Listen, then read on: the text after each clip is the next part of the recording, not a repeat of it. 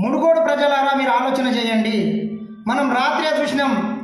మరి 21,000 కోట్ల కాంట్రాక్ట్ కమ్మడమైనటువంటి ఒక దొంగ మరొక్కసారి తన దొంగ బుద్ధిని బయటపెట్టేటటువంటి పార్టీ నాయకులు అందరూ కలిసి ఒక చిల్లర 4 ఎమ్మెల్యేలను కొనడానికి ఈరోజు మన కాయ కష్టం, మనం రాత్రి పగలు కష్టపడి ట్యాక్సులు కట్టినటువంటి సొమ్మును ఒక 4 చిల్లరగాలని కొనడానికి ఈరోజు నెత్తి మీద రూపాయి పెడితే చారణకు అమ్మడమని 4 ఎమ్మెల్యేలను ఈరోజు 400 కోట్లకు కొంటున్నారంటే మీరు ఎంత లంగ పనులు చేస్తున్నారు, ఎంత దౌర్జన్యంగా ఉన్నది మీ పరిస్థితి ఒకసారి అర్థమవుతుంది.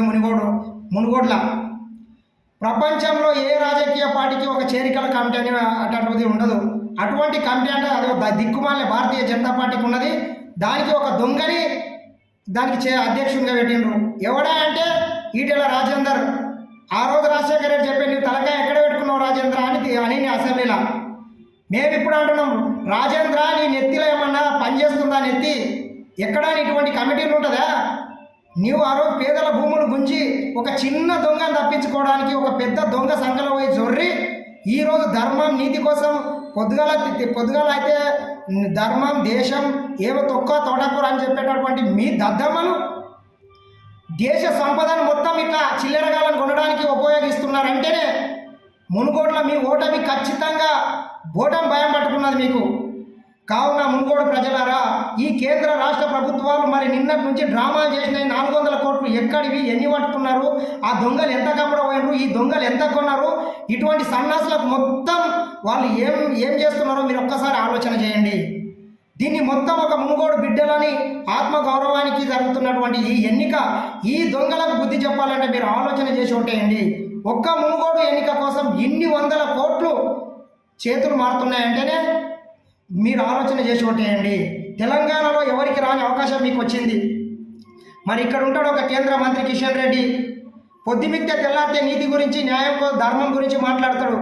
దిక్కుమాలిన సాములు అంతా పట్టుకొని వచ్చి కిషన్ రెడ్డి అనుచరులు సాములు కొందరు తీసుకొని వచ్చి ఆ మొయినాబాద్ ఫామ్ హౌస్లో 100,000 కోట్లు తీసుకుపోయి ఈ రకంగా ఎమ్మెల్యేలను కొంటుండ్రంటే మీ అబ్బా జాగిరా అని అడుగుతున్నాం మేము. పైసలన్నీ ఎక్కడికి వెళ్ళి తెస్తున్నారు?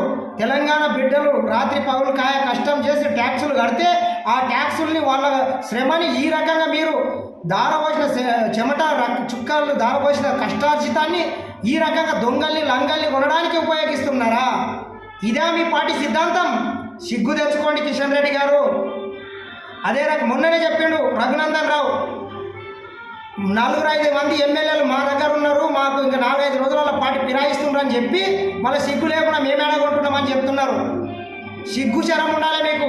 చిల్లరగాలను కొనడానికైనా మీకు అధికారం ఇచ్చింది. కావున మునుగోడు ప్రజలారా ఆలోచన చేయండి. ఈ కేంద్ర రాష్ట్ర ప్రభుత్వాలకు బుద్ధి చెప్పాలి అంటే ఖచ్చితంగా మీరు వీళ్ళకు తగిన శాస్త్రి జరగాలంటే మునుగోడులో వాళ్ళ నోడగొట్టాలి. ఇద్దరు నోడగొట్టి తెలంగాణ ఇచ్చిన పార్టీ కాంగ్రెస్ పార్టీ అభ్యర్థిని గెలిపించండి. మరి వాళ్ళు గుజరాత్ రాజకీయాలు తీసుకొచ్చి ఆ దౌర్జన్యం దాదాగిరి తీసుకొచ్చి అమిత్ షా డైరెక్షన్లు ఇక్కడ పనిచేస్తున్నారు. కాబట్టి ఈ దొంగలకు తగిన బుద్ధి చెప్పాలని మరొక్కసారి ఇటువంటి ఈ దొంగల పార్టీని, ఈ లంగల పార్టీని మన రాష్ట్రంలో చోటు ఇవ్వద్దని మరొక్కసారి మునుగోడు ప్రజలను వేడుకుంటున్నా. హాయ్ ఫ్రెండ్స్, మా టుడే టుమారో యూట్యూబ్ ఛానల్ చూస్తున్నందుకు చాలా థ్యాంక్స్. మరిన్ని లేటెస్ట్ వీడియోస్ కోసం వెంటనే సబ్స్క్రైబ్ చేయండి. అలాగే ఈ బెల్ని కూడా రింగ్ చేసేయండి. మా నోటిఫికేషన్స్ అన్ని మీ మొబైల్లో వస్తాయి. అలాగే మా వీడియోస్ మీకు నచ్చితే లైక్ చేయండి, షేర్ చేయండి, నచ్చకపోతే కామెంట్ చేయండి.